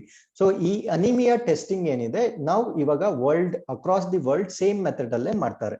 ಸೊ ಇವಾಗ ಭಾರತ ರಾಷ್ಟ್ರದಲ್ಲಿ ನ್ಯಾಷನಲ್ ಹೆಲ್ತ್ ಫ್ಯಾಮಿಲಿ ಸರ್ವೆ ಪ್ರಕಾರ 5ರ ಪ್ರಕಾರ 4ಕ್ಕೆ ಕಂಪೇರ್ ಮಾಡಿದ್ರೆ ಈ ಅನಿಮಿಯಾ ಪರ್ಸೆಂಟೇಜ್ ತುಂಬಾ ಡ್ರಾಸ್ಟಿಕ್ ಆಗಿ ಚೇಂಜ್ ಆಗಿದೆ. ಅದರಿಂದ ಕೇಂದ್ರ ಸರ್ಕಾರ WHO ಜೊತೆ ಒಂದು ಡಿಸ್ಕಷನ್ ಮಾಡ್ತಾ ಇದೆ. ಏನು ಅಂದ್ರೆ should we change the method of testing based on the racial characteristic? ಅಂದ್ರೆ ಆ ಒಂದು ರೇಸ್ ಮೇಲೆ ಈ ಒಂದು ವ್ಯಾಲ್ಯೂಸ್ ಏನಾದ್ರೂ ಡಿಫರ್ ಆಗ್ಬೋದಾ? Now we have a common method, so let us do the customized method. So ಆ ಕಂಟ್ರಿಯ ರೇಷಿಯಲ್ ಮೇಲೆ ಒಂದು ಹೊಸ ವಿಧಾನವನ್ನ ರೂಪಿಸಬೇಕು ಅಂತ ಸೆಂಟರ್ ಪ್ರಪೋಸ್ ಮಾಡ್ತಾ ಇದೆ. That anemia in children had increased from 58.6 in NFHS 4 to 67. So ಮಕ್ಕಳಲ್ಲಿ 58.6 ರಿಂದ 67% ಗೆ ಜಾಸ್ತಿ ಆಗಿತ್ತು. ಅದಾದ್ಮೇಲೆ as we know, NFHS 4 was conducted between 15 and 16. 5 is conducted between 19 and 21. Anemia in pregnant women increased from 52.2 to 50.4. So ಅಂದ್ರೆ 50.4 ಇತ್ತು last ಸರ್ವೆಯಲ್ಲಿ, ಇದು 52.2 ಆಗಿರುತ್ತೆ. The percentage of women 15 to 49 years ಇರ್ತಕ್ಕಂಥ ಮಹಿಳೆಯರಲ್ಲಿ ಸೊ ಅದು 53 ರಿಂದ 57% ಗೆ ಇನ್ಕ್ರೀಸ್ ಆಗಿದೆ. ಮೆನ್ ನಲ್ಲಿ ಸೇಮ್ ಏಜ್ ಇರ್ತಕ್ಕಂಥ ಮೆನ್ ನಲ್ಲಿ 22.7 ಇಂದ 25% ಇನ್ಕ್ರೀಸ್ ಆಗಿದೆ. Actually so this number, yesterday it was a different number in Hindu newspaper. So yesterday it was 2931 anta kottidru, ivattu 22.7 to 25, but difference is 2% only, but numbers matra vary agide. So yav correct anta let's find out in the subsequent articles al bandaga namge clarity sigutte. The center has an ongoing program called Anemia Mukt Bharat. So Kendra Sarkara ಒಂದು Anemia Mukta Bharat ಅಂತ ಒಂದು program ನ ನಡೆಸ್ತಾ ಇದೆ to reduce the proportion of anemia among children to 40%. So ಇವಾಗ ಎಷ್ಟಿದೆ 67% anaemia ಇದ್ದಾರೆ ಮಕ್ಕಳನ್ನ, ಅದನ್ನ 40% ಗೆ ರೆಡ್ಯೂಸ್ ಮಾಡಬೇಕು. ಪ್ರೆಗ್ನೆಂಟ್ ವುಮೆನ್ ಅಲ್ಲಿ ಅದನ್ನ 32% ಗೆ ರೆಡ್ಯೂಸ್ ಮಾಡಬೇಕು. ಲ್ಯಾಕ್ಟೇಟಿಂಗ್ ವುಮೆನ್ ಅಂದ್ರೆ ಹಾಲುಣಿಸುವ ತಾಯಂದಿರಲ್ಲಿ ಅದನ್ನ 42% ಗೆ ರೆಡ್ಯೂಸ್ ಮಾಡಬೇಕು. ಯಾವ ವರ್ಷದ ಅಂತ್ಯದ ವೇಳೆಗೆ 2022ಗೆ ರಿಡ್ಯೂಸ್ ಮಾಡ್ಬೇಕಂತ ಅನಿಮಿಯಾ ಮುಕ್ತ ಭಾರತ್ ಯೋಜನೆಯನ್ನ ಮಾಡ್ಕೊಂಡಿದೆ. The current NFHS shows a lack of progress towards these goals. So ಈ ಒಂದು ಗೋಲ್ಸ್ ಏನಿದೆ ಸೊ ಇದರ ಒಂದು ಅಚೀವ್ ಮಾಡೋದ್ರಲ್ಲಿ ನಾವು ಲ್ಯಾಪ್ಸ್ ಆಗಿದ್ದೀವಿ ಅನ್ನೋದು national family health survey number 5 ನಮಗೆ ತೋರಿಸ್ತಾ ಇದೆ. So anaemia is commonly characterised by low levels of irons in the body. So ನಮ್ಮ ದೇಹದಲ್ಲಿ ಕಡಿಮೆ ಕಬ್ಬಿಣದ ಅಂಶವನ್ನ ನಾವು ಅನಿಮಿಯಾ ಅಂತ ಕರಿತೀವಿ. Anaemia is also believe to result from lack of nutrition. So ಪೋಷಕಾಂಶಗಳ ಕೊರತೆಯಿಂದ ಕೂಡ ಅನಿಮಿಯಾ ಆಗುತ್ತೆ. Inadequate intake of fresh fruits ಅಂದ್ರೆ ಹಣ್ಣುಗಳ ಸೇವನೆ ಕಡಿಮೆ ಆದಾಗ, ವೆಜಿಟೇಬಲ್ಸ್ ತಿನ್ನೋದು ಕಡಿಮೆ ಆದಾಗ, ಮತ್ತೆ ವಿಟಮಿನ್ B12 ಕಡಿಮೆ ಆದಾಗ ಕೂಡ ಅನಿಮಿಯಾ ಆಗ್ತಕ್ಕಂಥ ಚಾನ್ಸಸ್ ಇದೆ. The government would work with states that showed the most serious deterioration to determine if it is ongoing program of providing folic acid tablet and deworming pills was inadequate. ಅಂದ್ರೆ ಯಾವ ರಾಜ್ಯಗಳಲ್ಲಿ ಈ anaemia cases ಜಾಸ್ತಿ ಇದೆ so ಅಲ್ಲಿ central government is going to resurvey, ಮತ್ತೆ survey ಮಾಡಲಿದ್ದಾರೆ. ಯಾಕಂದ್ರೆ ಫೋಲಿಕ್ ಆಸಿಡ್ ಟ್ಯಾಬ್ಲೆಟ್ಸ್ ನ ಆಲ್ರೆಡಿ ಕೊಡ್ತಾ ಇದ್ದಾರೆ, ಮತ್ತೆ ಡಿವರ್ಮಿಂಗ್ ಪಿಲ್ಸ್ ಕೂಡ ಕೊಡ್ತಾ ಇದ್ದಾರೆ. ಸೊ ಇದರಲ್ಲಿ ಏನಾದ್ರೂ ನ್ಯೂನ್ಯತೆಗಳು ಇದಾವ ಅನ್ನೋದನ್ನ ಎಕ್ಸಾಮಿನ್ ಮಾಡ್ಲಿಕ್ಕೆ ಸರ್ಕಾರ ಒಂದು ಸೂಚನೆ ನೀಡಿದೆ. In the fourth coming NFHS that will begin in 2022 and will employ the venous blood extraction method and analyze the results. So next ಮಾಡ್ತಕ್ಕಂತ ಒಂದು ಮೆಥಡ್ ಆಫ್ ಚೆಕಿಂಗ್ ಅಲ್ಲಿ ವೀನಸ್ ಬ್ಲಡ್ ಅಂದ್ರೆ ಅಬಧಮನಿ ಅಂತ ಏನ್ ಕರಿತೀವಿ, ಅವುಗಳ ಒಂದು ರಕ್ತದಿಂದ ಏನೋ ಅಭಿಧಮನಿ ಅಂತ ಏನ್ ಕರಿತೀವಿ, ಅವುಗಳ ಒಂದು ಅಪಧಮನಿ ಅಭಿಧಮನಿ ಅಂತ ಹೇಳ್ತೀವಿ, ಆರ್ಟರೀಸ್ ಮತ್ತೆ ವೇನ್ಸ್ ಅಂತ ಕರಿತೀವಿ. ಸೊ ವೇನ್ಸ್ ನಲ್ಲಿರ್ತಕ್ಕಂಥ ಕಬ್ಬಿಣದ ಅಂಶವನ್ನ ಚೆಕ್ ಮಾಡ್ಲಿಕ್ಕೆ ಮುಂದಿನ ಒಂದು ಸೆನ್ಸಸ್ ಅಲ್ಲಿ ಅಥವಾ ನ್ಯಾಷನಲ್ ಫ್ಯಾಮಿಲಿ ಹೆಲ್ತ್ ಸರ್ವೆಯಲ್ಲಿ ಸೊ ಈ ನಿರ್ಧಾರವನ್ನ ತೆಗೆದುಕೊಳ್ಳಲಾಗಿದೆ. So they going to check the blood from veins ಅಥವಾ veins. So with this we have completed all the articles. So let's come to the one liner. So International Day for Elimination of Violence Against Women. So ಮಹಿಳೆಯರ ವಿರುದ್ಧ ಒಂದು ದೌರ್ಜನ್ಯ ಏನಿದೆ ಅದನ್ನ elimination ಮಾಡ್ತಕ್ಕಂತ ಅಂತಾರಾಷ್ಟ್ರೀಯ ದಿನವನ್ನಾಗಿ ನಾವು 25th ನವೆಂಬರ್ ನ ಅಬ್ಸರ್ವ್ ಮಾಡ್ತೀವಿ. The goal to increase awareness of suffering of the women world wide. As per the United Nations report, it is estimated that throughout their life 1 out of every 3rd women experiences physical abuse, sexual violence from their inmate relationship or from non-partner. So 3ರಲ್ಲಿ ಒಬ್ಬ ಮಹಿಳೆ so ಪ್ರಪಂಚದಾದ್ಯಂತ physical abuse ಆಗಿರ್ಬೋದು ಅಥವಾ ಲೈಂಗಿಕ ಕಿರುಕುಳ ಆಗಿರ್ಬೋದು ತನ್ನ partner ಇಂದ ಅಥವಾ ನಾನ್ ಪಾರ್ಟ್ನರ್ ಇಂದ ಅನುಭವಿಸುತ್ತಾಳೆ ಅಂತ ಯುನೈಟೆಡ್ ನೇಷನ್ ವರದಿ ತಿಳಿಸುತ್ತೆ. So what is the theme of this year? Orange the world, end violence against women now ಅನ್ನೋದು ಈ ವರ್ಷದ ಥೀಮ್ ಆಗಿರುತ್ತೆ. Second one liner, the army chief revived exercise Dakshin Shakti. So Dakshina Shakti ಎಲ್ಲಿ ನಡೀತಾ ಇದೆ, which was conducted by the southern command of the Indian army. ಇದನ್ನ conduct ಮಾಡ್ತಾ ಇದೆ with an aim to ensure integrated application of forces in multi domain operations and ಅಪೋಲ್ಡಿಂಗ್ national military aims over the entire spectrum of conflict. So ಯಾವುದೇ ಒಂದು conflicts ಆದಾಗೂ ನಾವು proper ಆಗಿ ಅದನ್ನ face ಮಾಡೋ ಒಂದು ಆಬ್ಜೆಕ್ಟಿವ್ ಇಂದ ಈ ದಕ್ಷಿಣ್ ಶಕ್ತಿ ಅನ್ನೋ ಒಂದು ಕಾರ್ಯಾಚರಣೆಯನ್ನ ಮಾಡ್ತಾ ಇದ್ದಾರೆ. So India elected to UNESCO world heritage committee. So UNESCO world heritage ಕಮಿಟಿಗೆ ಭಾರತ ಆಯ್ಕೆ ಆಗಿದೆ. India has been elected to serve on the United Nations world heritage committee for 2021 to 25 ವರೆಗೂ ಭಾರತ ರಾಷ್ಟ್ರ ಆಯ್ಕೆ ಆಗಿರುತ್ತೆ. So with this we have come to the last segment, InQuEST challenge number 16. So these are the questions. What is the name of the 4th Scorpion submarine under Project 75 recently commissioned to the Indian Navy? You can look at the answers and give me the answers. Marusudar river is a tributary of which river? So which is the theme? What is the theme of the National Ayurveda Day 2021? Kasis, Jaintiyas and Garos are the tribal population of which state? So I'll be waiting for your answers. So if you have any questions in this presentation, you can definitely put in comments box. Thanks for watching. Namaskara.